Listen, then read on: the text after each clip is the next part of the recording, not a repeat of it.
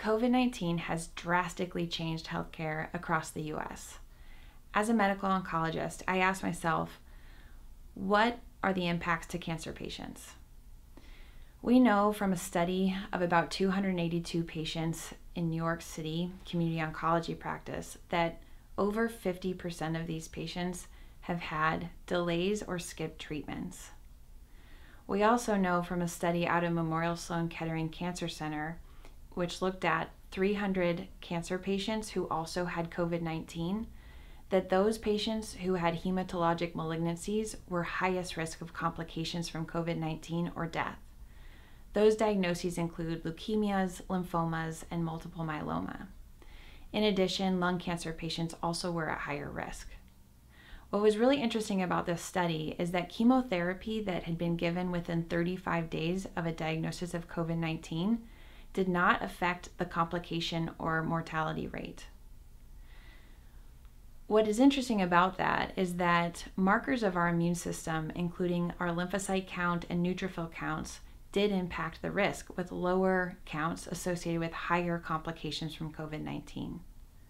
There are so many questions we have about how this is impacting our cancer patients, and we need to do more studies to understand what truly is going on. My name is Erin Chamberlain, and I am a hematologist and medical oncologist on the central coast of California in San Luis Obispo. I work for UCLA Health, and I love my job. What I'd like to tell my cancer patients and all of you who are watching is please take care of your mental health.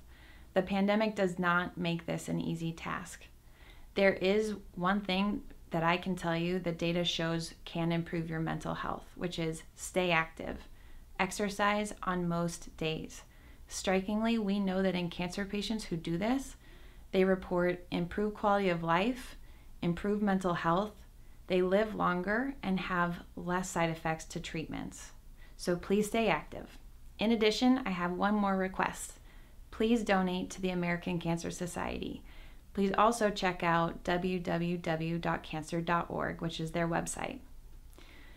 We don't know yet how all of this is going to play out with cancer patients, but an early indication is going to come from a joint report from the American Cancer Society, the CDC, the NCI, and more to the nation in 2021. We need to support organizations who help us understand how the pandemic is impacting our cancer community, so please donate today.